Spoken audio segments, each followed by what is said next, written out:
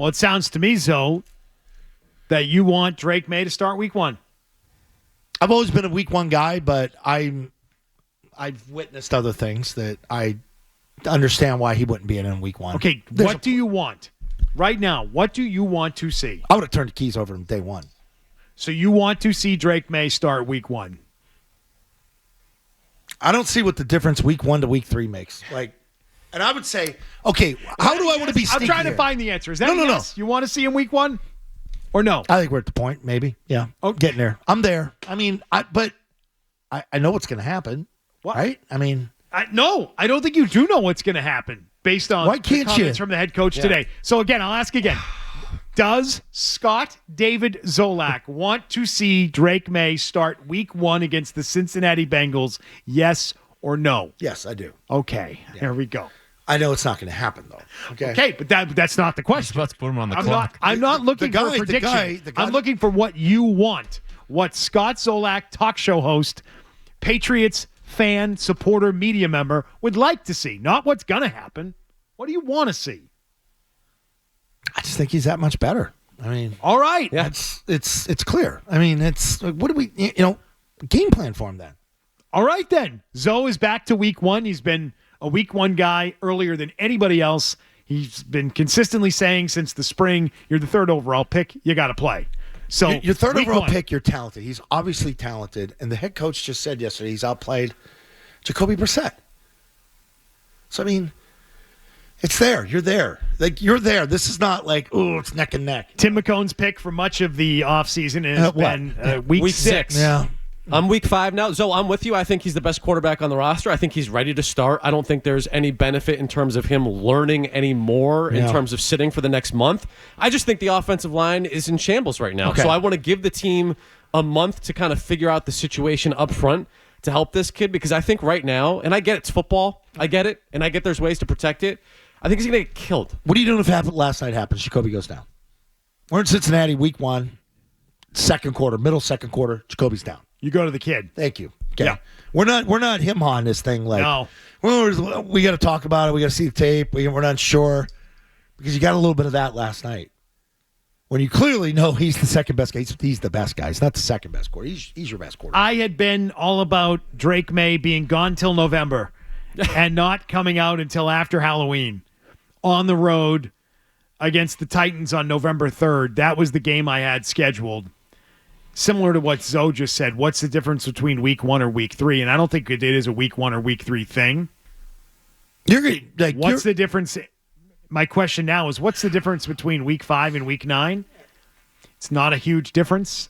And I think for the sake of Drake Maye getting out there and getting more game experience, and for the sake of us watching a team that might have a prayer to win some games, he's got to get out there. I'm still giving him the month, though. I still don't want him starting day 1 because I think this team is a disaster. I want them to now turn their attention to getting him ready and focusing on what's going to make them the best team with him at quarterback. They haven't done that yet. Yeah. They now can buy themselves time over the course of the month and get him ready to start week 5 against the Dolphins. I've moved up the timeline by 4 weeks. And I don't think the offensive coordinator can roll him out there week 1. Like, I don't think he's even thought about that. Like, I don't think he's ready to do I it, think yeah. he's so convinced Jacoby's the guy. Like, he keeps talking about, like, hey, man, Jacoby knows Jeez, this offense. who could have seen that coming? got some Who answers. could have maybe Fair. mentioned that?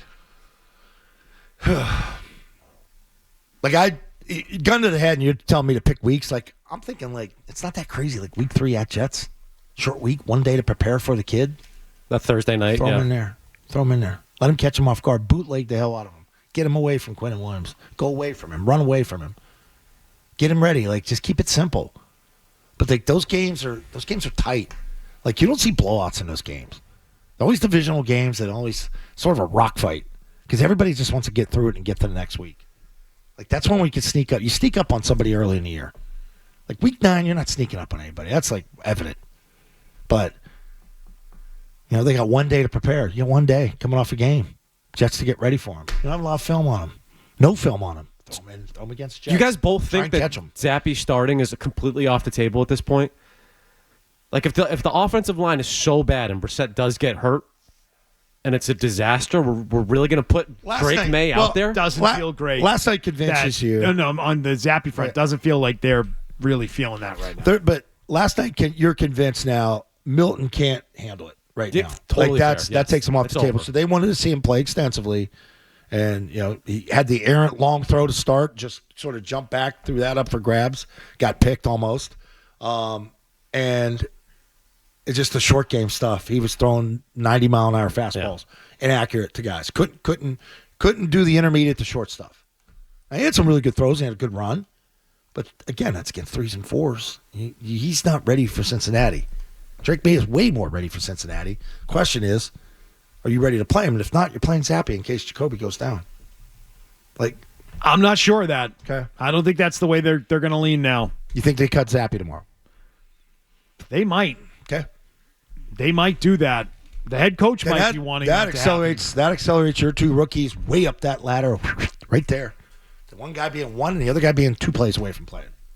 If you're benching Brissett because of performance, I'm 100% on board with Drake Maye being the back quarterback. But if Brissett goes down because he gets killed because your offensive line can't block anybody, that's where I have a hard time being like, all right, Drake, you're up. So who you Good luck jumping out there. with? So, but here's my question, Tim. At what point is it okay this year to do that? Because it's not going to be better in October. It's not going to be better in November or December. I would it's hope not going to that be there's better. some stability at some point throughout this season. Well, yeah, you've got to try and find stability through finding the 5, which they haven't done. How embarrassing is that? No. They don't even know their 5.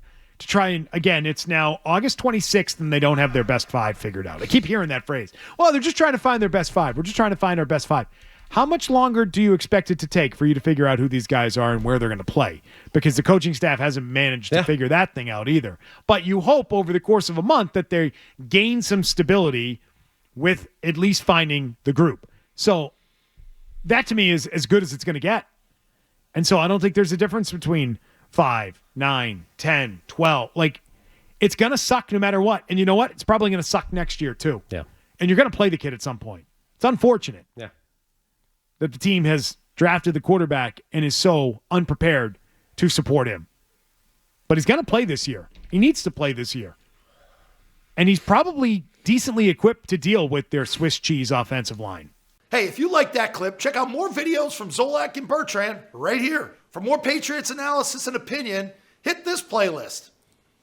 And for all the latest from the Sports Hub, download the app at 985thesportshub.com.